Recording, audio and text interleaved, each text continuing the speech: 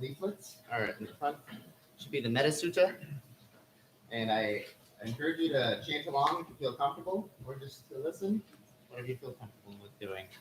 After the morning bell chant, we'll observe noble silence. So just keep talking to a minimum. If like you need to communicate anything, do a whisper or anything, to if you need to talk, just go downstairs. Thank you.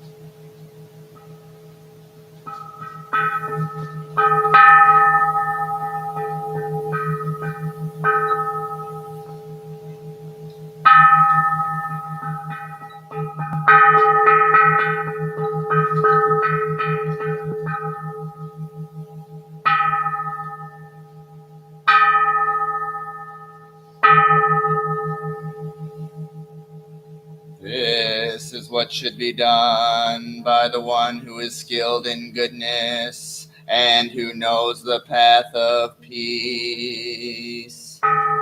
Let them be able and upright, straightforward and gentle in speech, humble and not conceited, contented and easily satisfied, unburdened with duties and frugal in their ways, peaceful and calm, and wise and skillful, not proud and demanding in nature.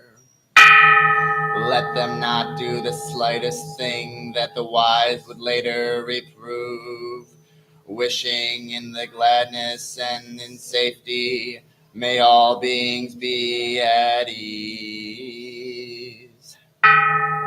Whatever living beings there may be, whether they are weak or strong, omitting none, the great or the mighty, medium, short or small, to seen the unseen, those living near and far away, those born and to be born, may all beings be at ease. Let none deceive another or despise any being in any state. Let none through anger or ill will wish harm upon another. Even as a mother protects her life, her child, her only child, so with a boundless heart should one cherish all living beings, radiating kindness over the entire world, spreading upward to the skies and downward to the depths, outward and unbounded, freed from hatred and ill will, whether standing or walking, seated or lying down, free from drowsiness, one should sustain this recollection.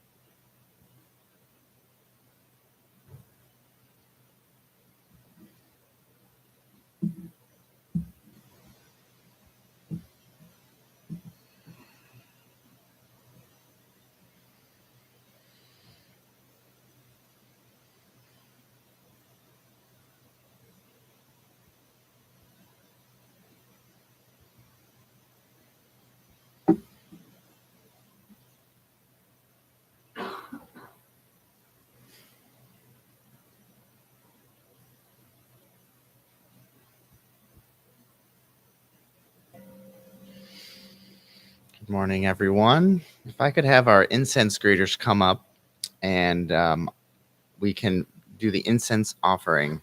It should be in your front page if you'd like to join along.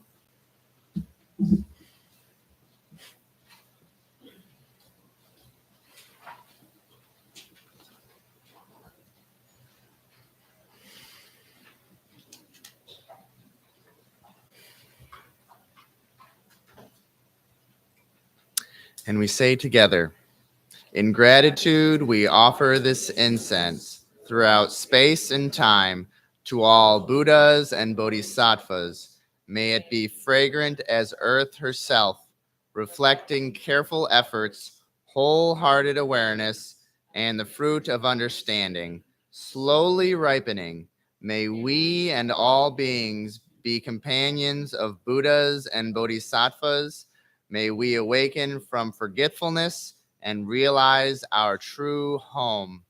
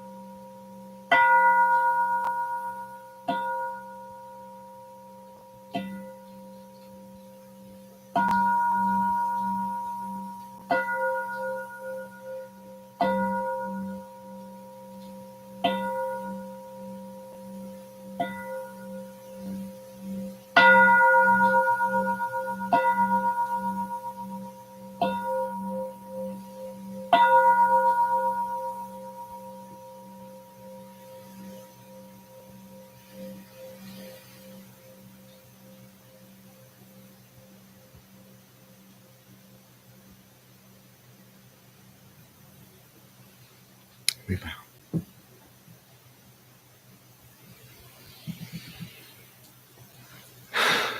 Good morning, everyone. It's so good to see everyone's smiling faces on this semi-gloomy day. My name is Kaji Sue, or call me Shane. Go by either one. Today, before we start, I'll do some of the courtesy announcements. Family with small children, which I don't see any, but if you do have small children, they're welcome here. And if they ever get rowdy or uncomfortable, we have toys and things downstairs that you can take them downstairs and then pull up the service on YouTube Live and watch the service at the same time. If you find yourself needing to change your seat, if you feel uncomfortable on a cushion, you can move to a chair or vice versa. Please do not walk in front of the dais unless you are running the mic or an incense lighter or a teacher, just to mitigate traffic in front of the dais. And when we chant, we want to chant jovial, happily. So just kind of keep it upbeat and have a nice tempo. So before we begin, let's rise and greet one of each other silently. And we'll start with our first chant after that.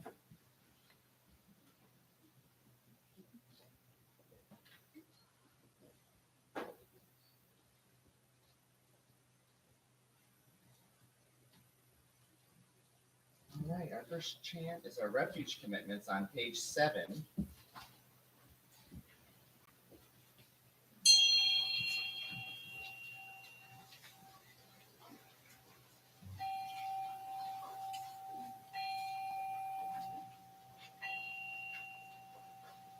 Say together. I go for refuge to Buddha, my deeply awakened mind, the living source of understanding and compassion, which must be cultivated to be known fully. I go for refuge to Dharma, the path of mindful living, leading to healing, joy, and enlightenment, the way of peace, which must be cultivated to be known fully. I go for refuge to the Sangha, the loving and supportive community of practice, realizing harmony, awareness, and liberation, which must be cultivated to be known fully. I am aware that the 3 jewels are within my heart. I vow to realize them. I vow to understand living beings and their suffering. I vow to cultivate loving kindness and compassion and to practice joy and equanimity. I vow to live simply and sanely, content with few possessions, and to keep my body healthy. I vow to let go of all worry and anxiety in order to be light and free. I am aware that I owe so much to my parents, teachers, friends, and all beings. I vow to be worthy of their trust, to practice wholeheartedly, so that understanding and compassion will flower, and I can help living beings be free from their suffering. May the Buddha, the Dharma, and the Sangha support my efforts. May the Buddha, the Dharma, and the Sangha support my efforts. May the Buddha, the Dharma, and the Sangha support my efforts.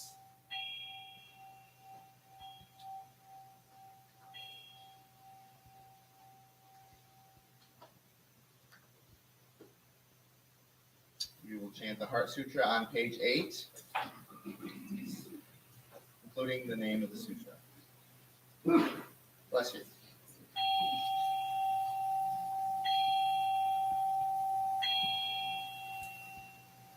Dhamma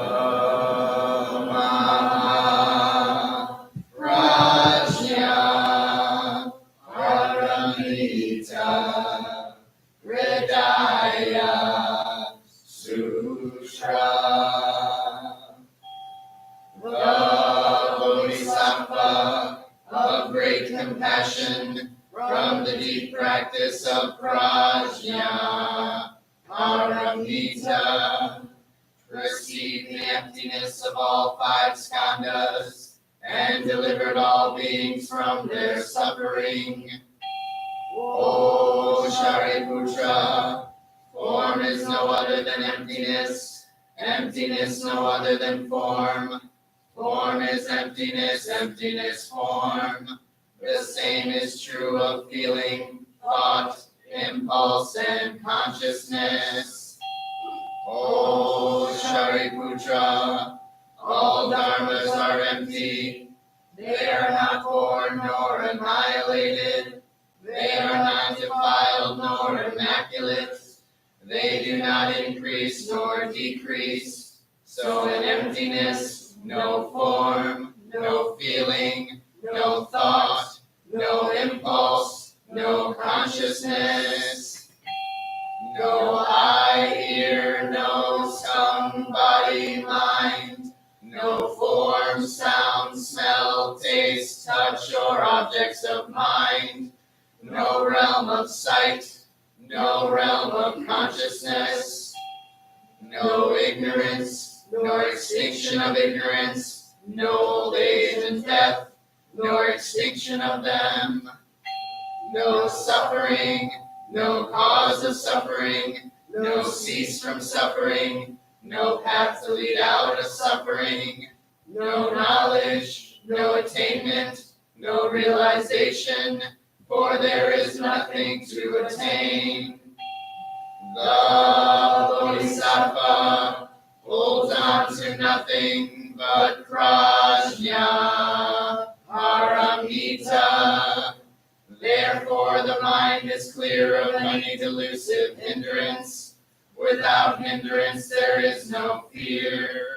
Away from all perverted views, one reaches final nirvana. All Buddhas of past, present, and future, through faith in prajna, paramita, attain to the highest perfect enlightenment. Know then the prajna, paramita, is the great Dharani, the radiant fearless mantram, the utmost supreme mantram, which is capable of allaying all pain. This is true beyond all doubt. Proclaim now the highest wisdom, the prajna paramita. Gate, gate, para gate, para samgate, bodhisvaha. Gate, gate, para gate, para samgate, bodhisvaha. Gate, gate, para gate, para samgate, bodhisvaha. Namaha prajna paramita hridaya sutra.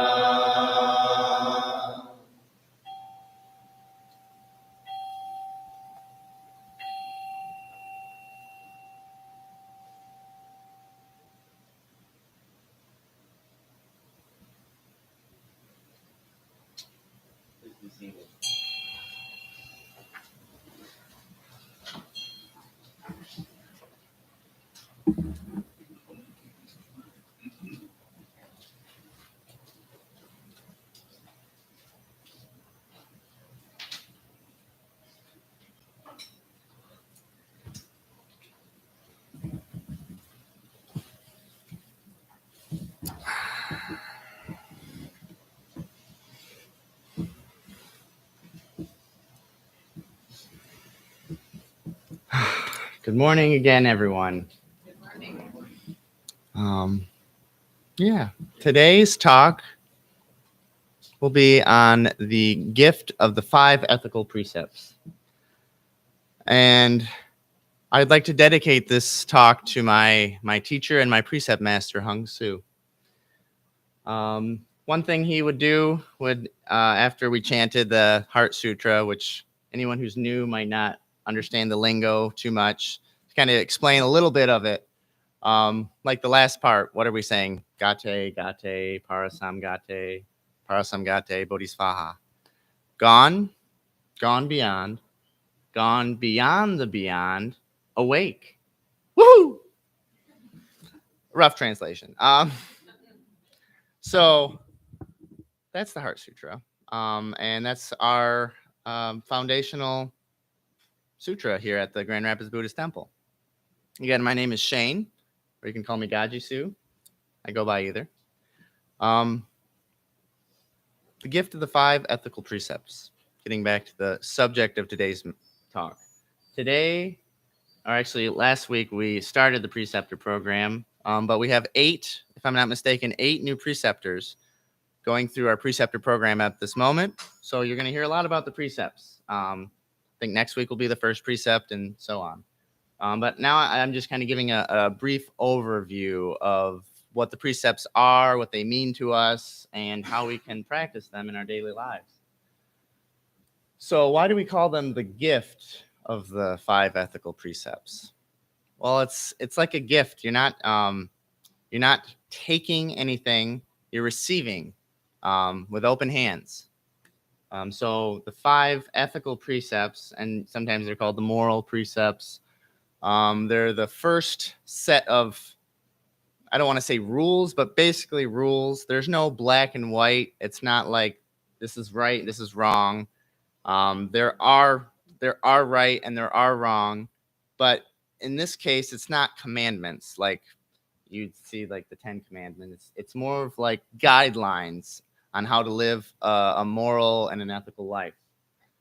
And the 5 precepts start from the first one is to respect and protect life. Respect and protect the property of others. Respect and protect sexual boundaries. Respect and protect the truth. And to respect and protect your own mind and body. So I'm going to go briefly over them to kind of not delve too deep. But I'll be referencing the Dhammapada and this beautiful 108 prayers I got as a gift from my teacher, Hung Su. And these are Hung Su's words, which I thought were very beautiful. May compassion guided by wisdom and wisdom strengthened by compassion always be at home in your heart. May it be in your heart as well. So I'll say the first prayer that is listed in here on the 5 precepts. And it goes a little like this.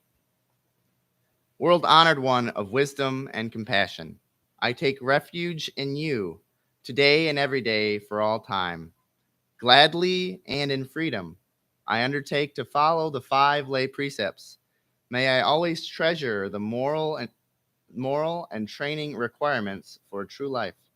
I vow to abstain from killing, from taking what is not mine.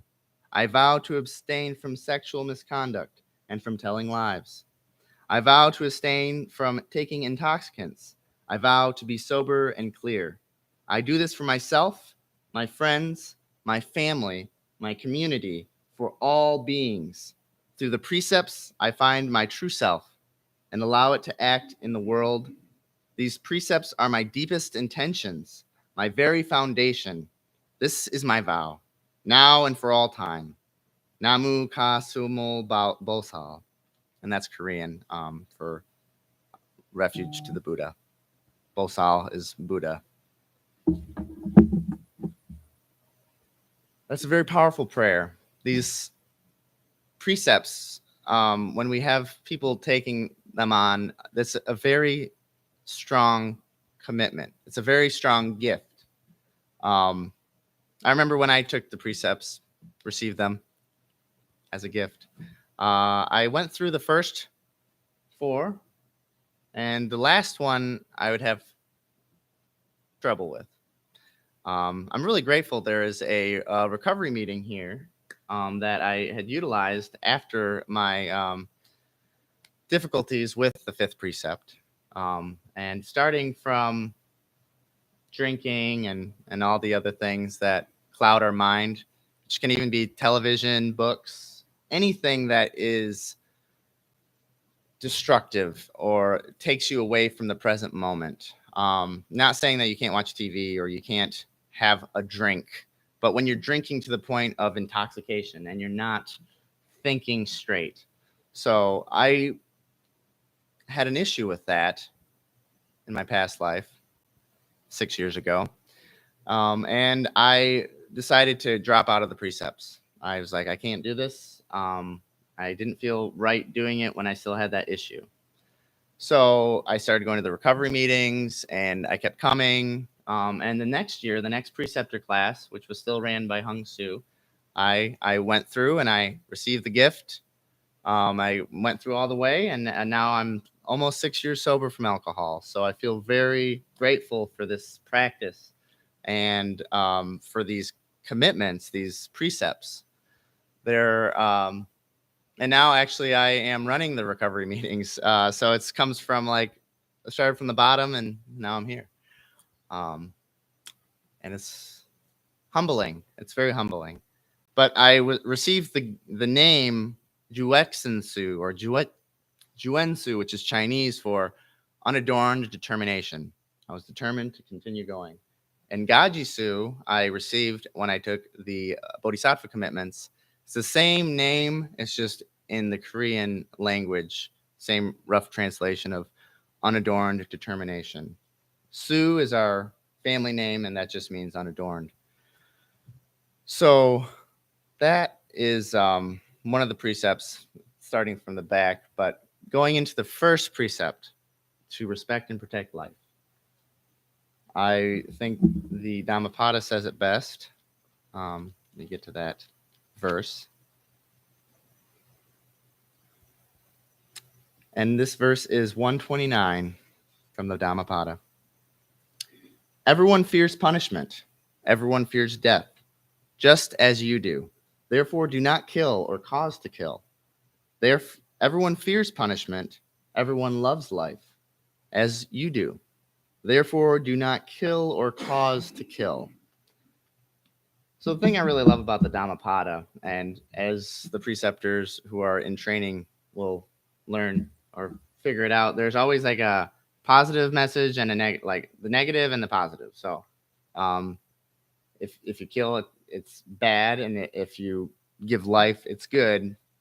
Roughly. And anytime the Buddha is doing a teaching, he meets his students where they are to kind of understand where they're coming from, gives them analogies or stories or parables that they would understand. So that's why we have so many books and so many sutras, and they can be contradictory, but it's because as the Buddha was speaking to one person, that person might be a carpenter and this other person might be a business person, and they might not understand the same lingo. So the Buddha would meet the business person where they were, and then he would change up the words and the story to meet the carpenter where they were. And same thing with every person that he taught. So, and all these teachings weren't recorded. They were memorized by Ananda, which Ananda is the Buddha's attendant. And here we kind of are honoring that relationship with our own Ananda, and Egesu is my Ananda today, which I appreciate so much. Just someone that is supportive. And Ananda would listen and memorize all of these teachings. And so he had a supercomputer memory. And that's why when you listen or when you read the sutras, it says, "Thus I have heard," or "I have heard." Each translation is a little bit different, but it's because Ananda had heard them, and then he recited them, and then they transcribed them. So, coming back to the first precept, there's a story from my teacher Hung Soo. He told to a group of middle schoolers. It was about a monk in the forest, and this monk was going through, and he saw a deer run past, and he saw which way it went. And then he saw a hunter closely following behind. And the hunter asked the monk, "Hey, did you see where that deer went?" And the monk points in the opposite direction of where the deer went. And in that sense, the monk was respecting and protecting life. He did not want the deer to be killed by the hunter. But one of the students in the class very mindfully spoke up. He's like, hey, Hung Su, what if the hunter was trying to feed his children and he needed to take that deer's life and provide for his family so they would live? And Hung Su never even thought about that. And when he told me the story, I was like, I didn't think about that. So there is no right or wrong. It's kind of a gray sense. And what really is important is your intention behind it. The monk did have pure intentions, and he technically broke the fourth precept, which is respecting and protecting the truth. But there's another story, and I don't know if this is a true story, but just to think about, in Nazi Germany, someone has some Jewish people in their attic or in their basement, and the Nazi police come and knocking on the door, and they ask, do you have any Jews? And the person keeping them safe says no. They are breaking the fourth precept, yet upholding the first precept. So in a sense, I mean, that's what we call upaya, or skillful means, but don't let that be, that can be a very slippery slope, thinking, oh, I'm going to lie to do this because this is right. It's not like that. It's more of what you feel in your heart and your gut, and what is going to help in that moment. So an answer or something you say to someone might change in that instant.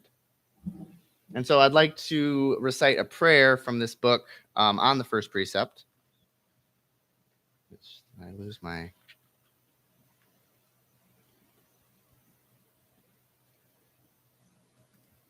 Oh, it's a very small bookmark.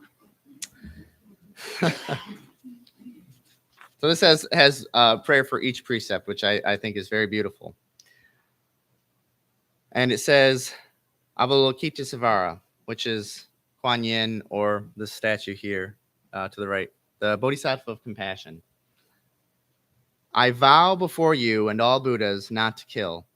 I know that all lives are part of my life, and I vow to treat all bodies as myself. In this precept is the whole of the path. By vowing not to kill, I vow to avoid all evil. I vow to cultivate good. I vow to purify my mind. This is the teaching of the path of all the awakened ones. And so may I love all beings with true equanimity and compassion. And may all beings together attain the highest state of Buddhahood. Praise to the precepts. Praise to the great way. Praise to the Buddhas in all. The Buddhas in all. That means we are all Buddha. Buddha just means awakened one. Awake. It's like a bud opening up. Buddha.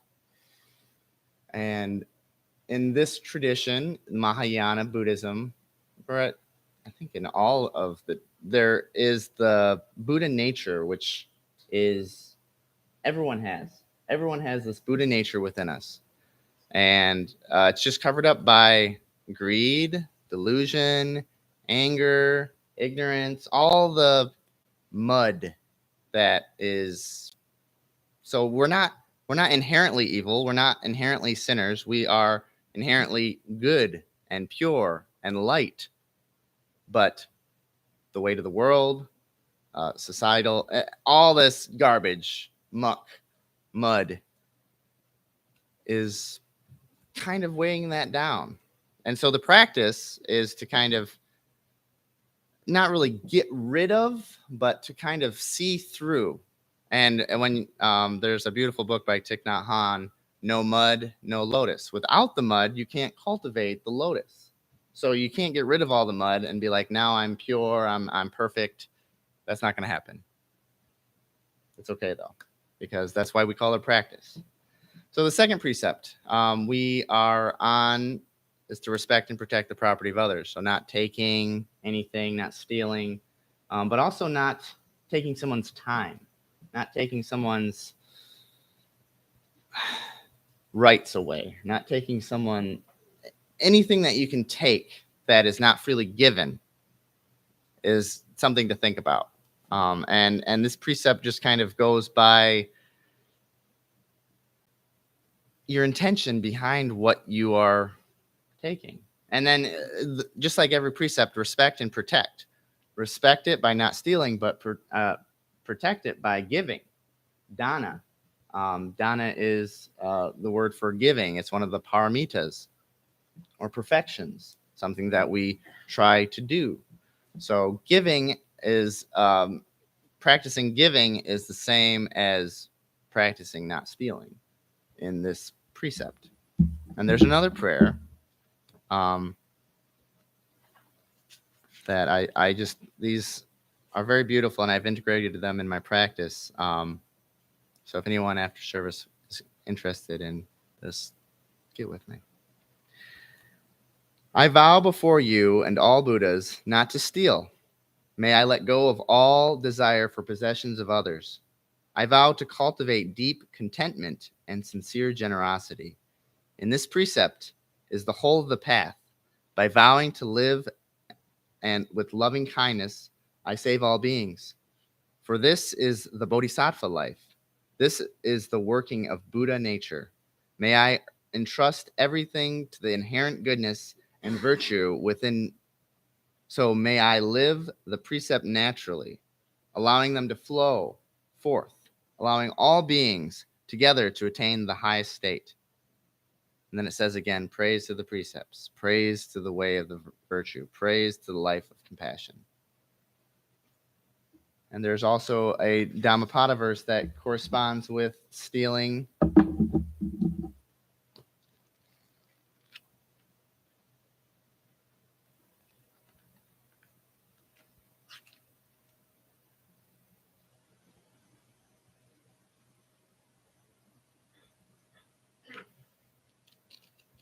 Not that one.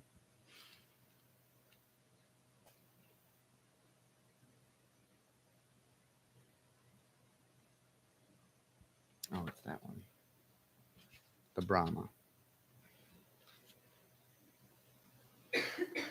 The one I call Brahman, who is ever true and ever kind. Such a one never asks for what life can give, only what can I give life. So that's which verse is that? 408 and 409 from the Dhammapada. So giving, not taking. Third precept, and this is a very heavy precept. Respect and protect sexual boundaries. And the first time I heard this precept, I was like, wow, that's pretty progressive for a tradition. In a sense, like I guess thou shalt not commit adultery is kind of like that in the commandments, but respecting and protecting sexual boundaries is very important. Consent, just being a good person, and not respecting and protecting people's boundaries in general. Boundaries are so hard to uphold and to put out there. And then especially when it comes to sexual boundaries, like no means no. And that's a very important precept, to remember that we are sexual beings and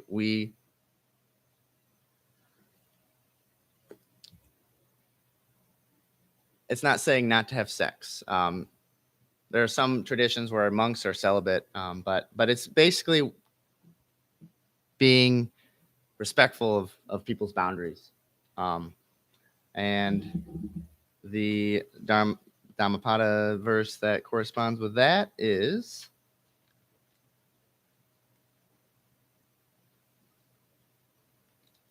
here.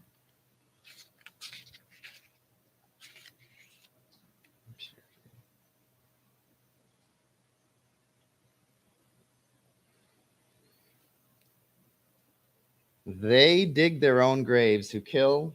This is 246. They dig their own graves who kill, lie, get drunk, or covet the wealth or spouse of another. Those who drink to intoxication are digging up their own roots. Any indiscipline brings evil in its wake. Know this and do not let greed and vice bring you lingering pain.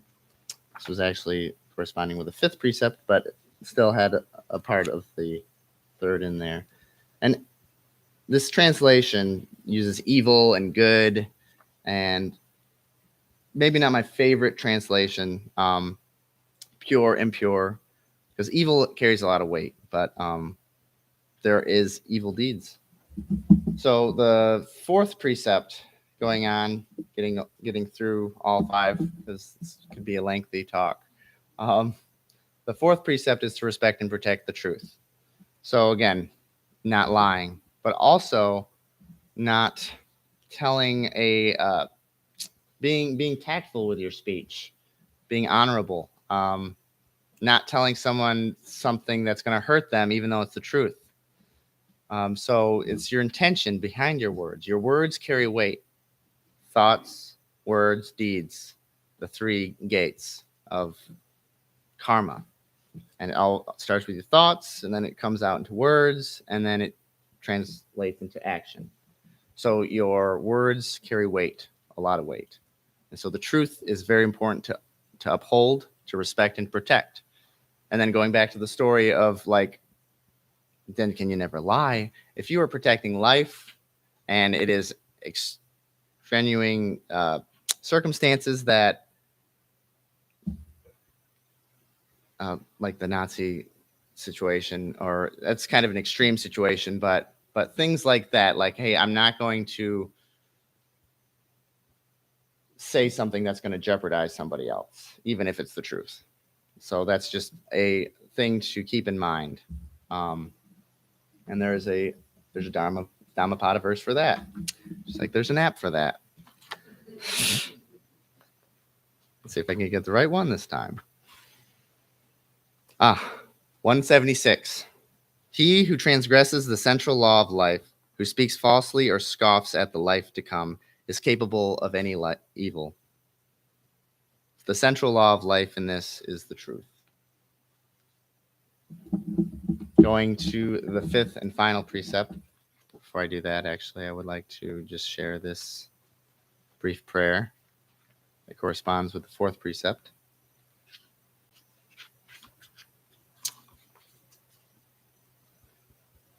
O Bodhisattva of compassion, I vow before you and all Buddhas not to lie. I know that every word I say becomes either mantra or karma. I vow to speak and to live with truth, compassion, and sincerity. In this precept is the whole of the path. Abandoning wrong speech, I vow to enter into right speech. I vow to develop right view, right effort, right mindfulness, and compassion. Let my words always rise from a peaceful and harmonious mind. May I always speak only what is truthful and helpful and kind. May my words guide and support, bring comfort and peace. Praise to the precepts, praise to everyday practice, praise to the Bodhisattva way. And the fifth and final precept, we have to respect and protect your mind and body. The one that I had the hardest time dealing with because of addiction, depression. And that's why, again, I'm appreciative of the recovery program we have here. This precept is also, just like the prayers say, each precept, the whole of the path is in. So respecting your mind and body, I really appreciate Thich Nhat Hanh's translation or overview of also like violent television and violent video games, like things that are going to kind of intoxicate your mind, to be wary of that and to know your limits. It doesn't say do not drink at all, be completely sober. It says do not go to the point where you are heedless and unmindful. So that precept is very important to keep your mind and your body healthy and to respect and protect other people around you. If you are inebriated and you don't know what you're doing, you could break the third precept. You could break the first you could break any of the precepts if you are out of the right mind. And so this precept kind of is like a cap to all the other precepts to keep your mind healthy and pure. And I had already stated the Dhammapada verse for that, so I will finish with the last precept prayer.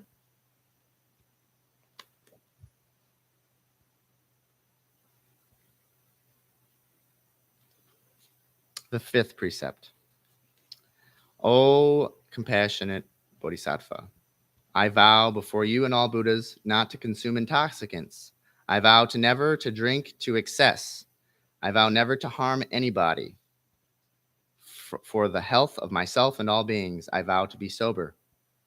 In this precept is the whole of the path. Abandoning the use of intoxicants, I give freedom to myself, and freedom and nourishment to limitless numbers of beings. May I live in such a way as to bring out the light and purity of wisdom. May I live in such a way as to be a beacon of compassion in the world. May I bring sobriety, peace, and stability to wherever place I may find myself.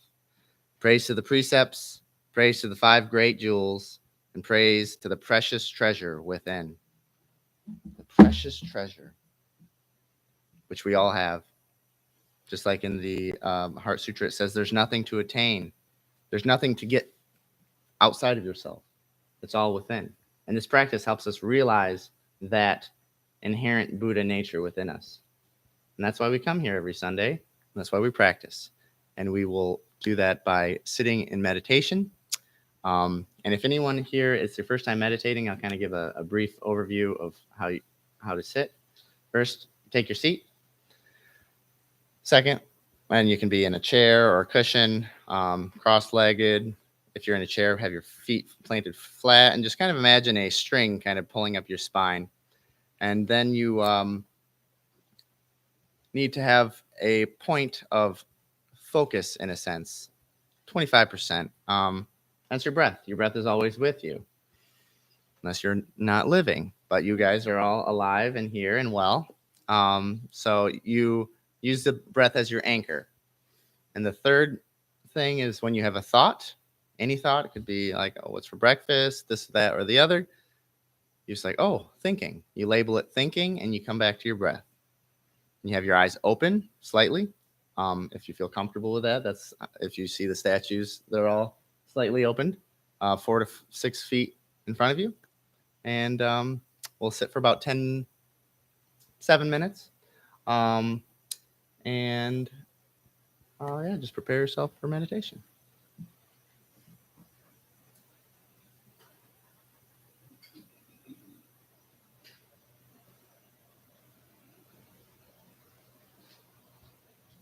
Just getting my timer going.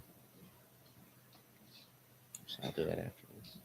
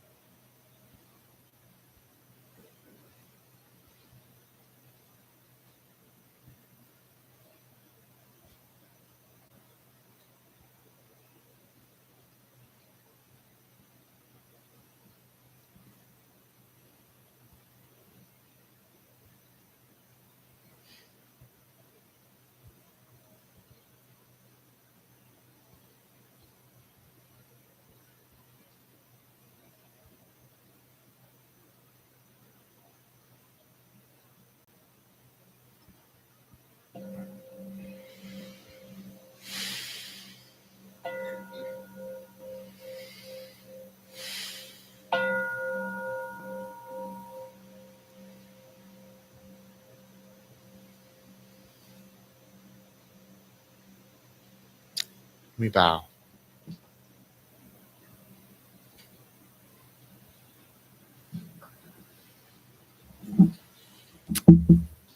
Well, now we will have time for joys and concerns. So joys and concerns is just a little thing that we do to kind of share our merits or share what's bothering us. And we can all hold space. And this is a time for deep listening and mindful speaking. So if anyone wants to say anything.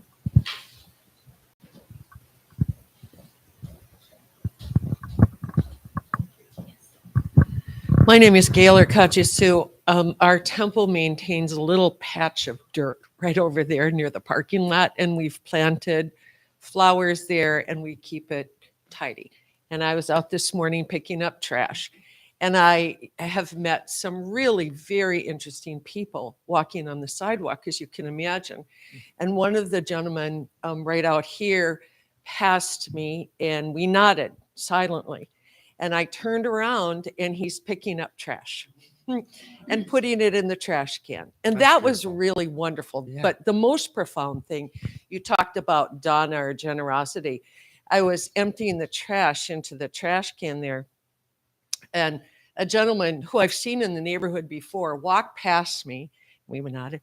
And then he came back again and he said, "So are you working?" And I said, "No, I'm volunteering." And he pulled out $10 and he said, "There's not enough good people in this world." I mean, he That's was, beautiful. I don't know, but economically challenged, I suspect. But I declined, but it was a really profound experience. So I just wanted to share that. Thank you.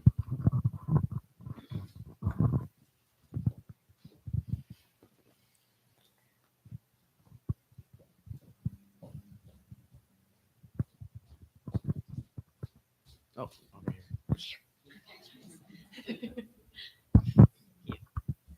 Hi.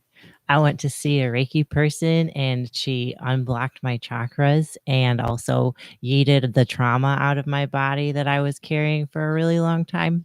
And now I'm very happy. So that's pretty joyful. Yeet, yeet.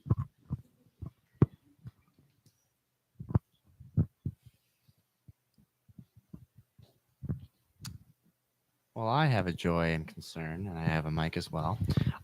So my joy, actually, I don't think I have any concerns. I have a joy. I just graduated, certified through Dharma Moon and Tibet House, 100-hour meditation, mindfulness meditation teacher certification. So I'm now fully certified, even though I've been teaching meditation from Hung Su's and from our tradition here. I am now fully certified, so I can do teachings at companies or anywhere. So that's exciting.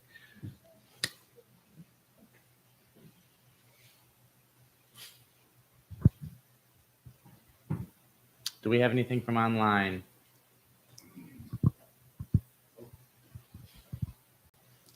Anyone else? Before we go into announcements. All right. Well, we will hold these joys. I don't know if there was a concern, but we'll hold them in our heart and mindfulness moment of silence. Oh. Okay, that's fine. That's fine. It's never better late than never.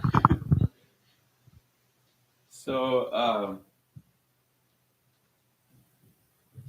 Ramsdale Online shared that they had a medical emergency earlier this week, but they're now home recovering. Thank you. We'll hold that concern and the joy that they're recovering.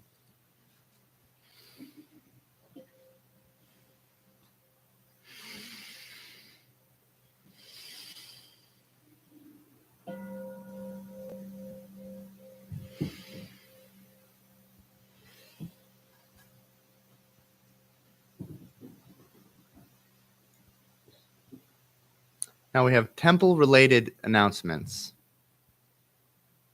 Not sure who's doing the Dana announcement this week. Thank you, Anna.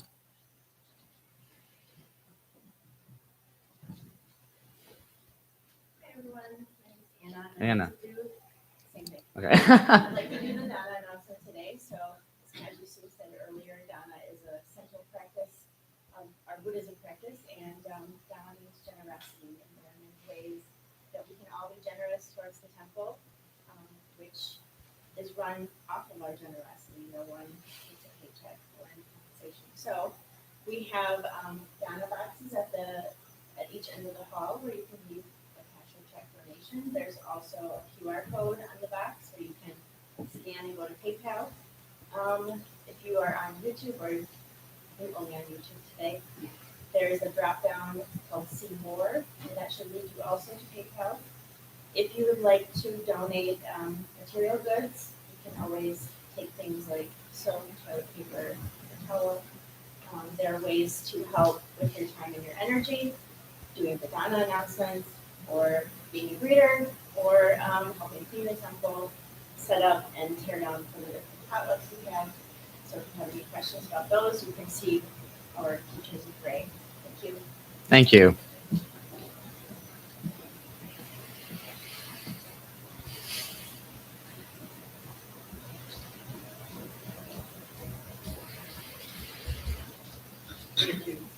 I wanted to go over here to show you our newest edition.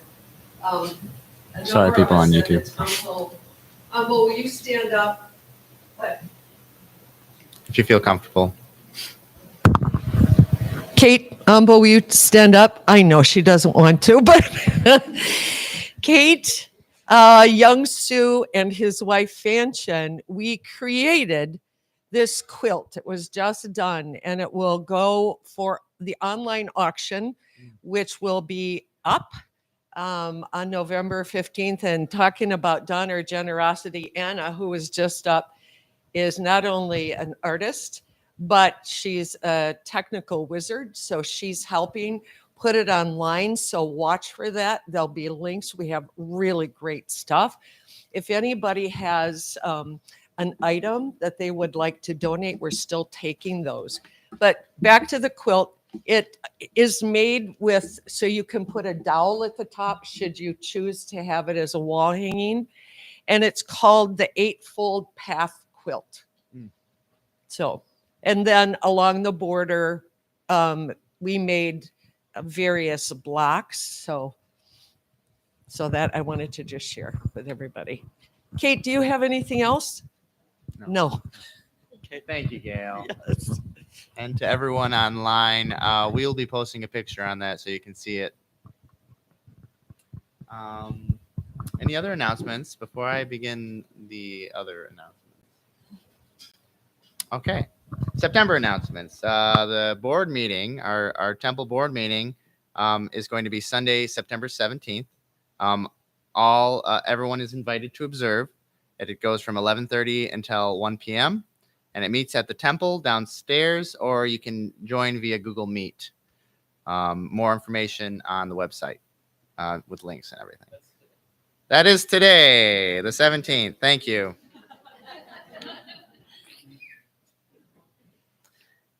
Buddhist-based recovery meetings. So as I stated in my talk, we have a really wonderful 12-step Buddhist-based program. It meets Mondays here at the temple at 6:30 for meditation and 7 for the meeting. And Wednesdays, it's at the Alano Club, same time. And on Fridays, it's at Garfield Park for as long as the weather keeps up in the morning. And you can also join via Zoom. We also have an online meditation group that happens on Wednesdays from 7:30 to 8:15 p.m. You can join via Zoom. Contact Kunga Nima for more information. The Power of a Question. Less suffering and more joy. Wednesday, starting September 20th from 2:30 to 4:30 p.m. It meets at the temple downstairs. Registration ended on the 1st of September. Yes. Oh, thank you. It's still closed. But you can contact Susan McFarland for more information if you've registered. The 5 Buddhist preceptor training is going, and from every Sunday through through December. It meets here at the temple, 11:15 to 12:15. We have a meeting talking about the precepts, and the registration is already over. And if you had any other questions, you can contact Kunga Nima for more information. And then the fundamentals of Buddhism, Buddhist basics.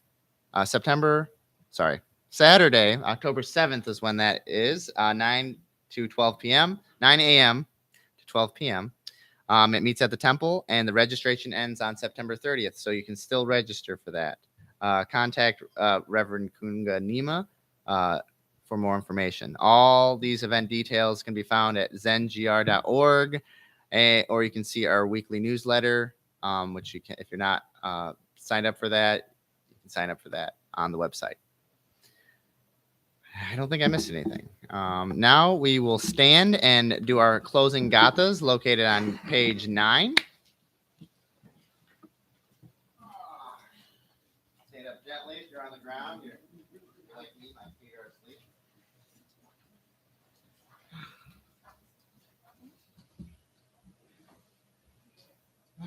You say together, all skillful actions ever committed by me since of old, on account of my beginningless greed, anger, and ignorance, born of my body, mouth, and thoughts, now I atone for them all. Vast is the robe of compassion, a formless field of benefaction. I wear the Buddhist teachings for the benefit of all sentient beings. All beings, one body, I vow to liberate.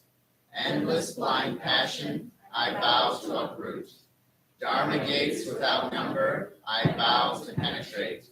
The great way of Buddha, I vow to attain.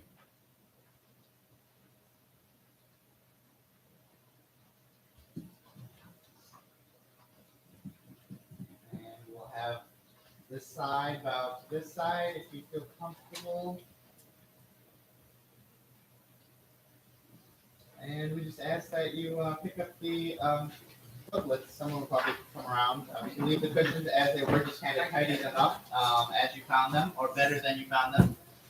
We have tea downstairs. Briefly, because I think we have the meeting upstairs. Oh, the precept meeting. Oh, so that's a typo. It does say. Oh, yeah. So, well, we still have tea downstairs. So join us for tea downstairs. Every other.